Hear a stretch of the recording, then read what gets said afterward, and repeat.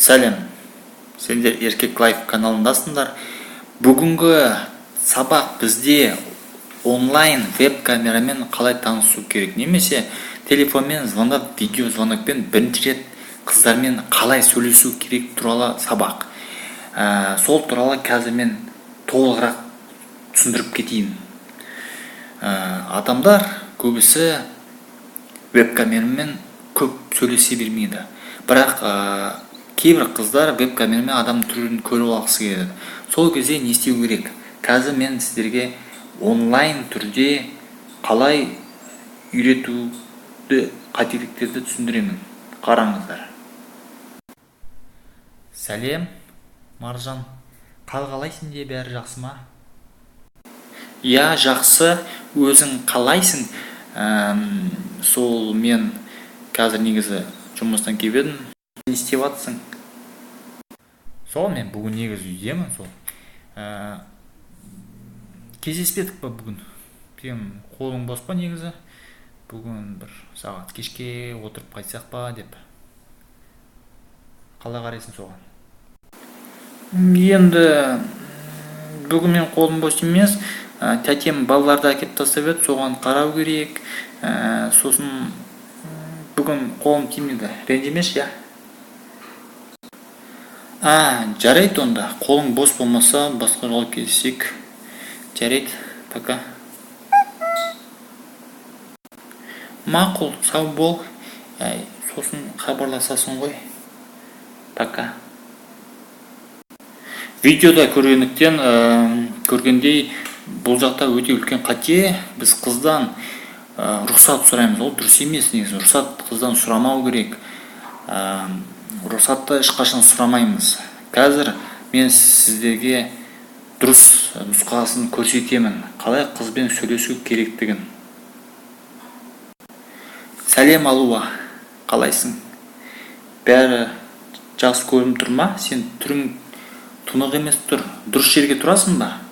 Мен сен көрмей тұрмын. Сәлем, қалайсың? Мені көрмей тұрсың ба? Қазір онда мен жақсы жерге тұрайын.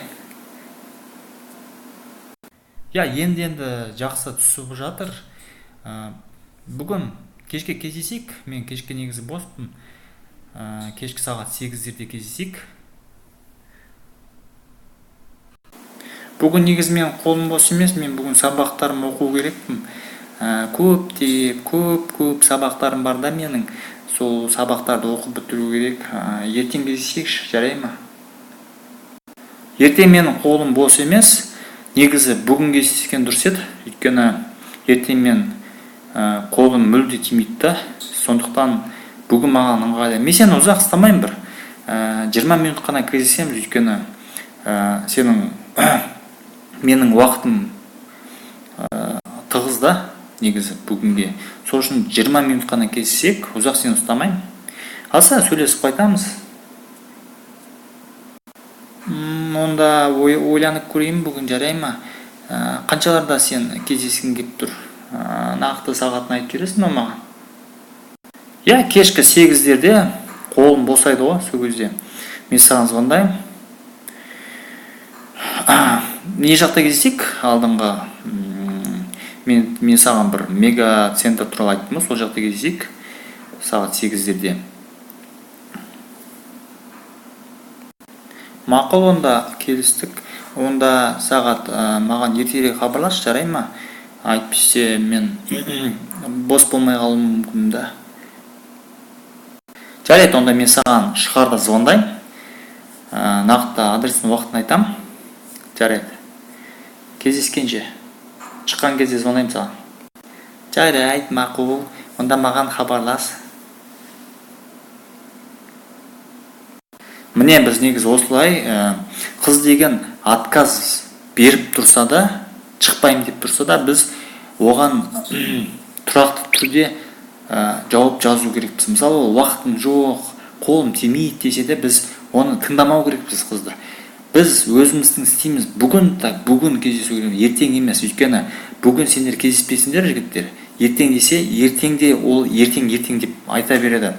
Сосын мүлде кездеспей қойды. Сол үшін бүгін ұзақ уақытыңды алмаймын. қызық қыдырып қайтамыз дегендер. Болды.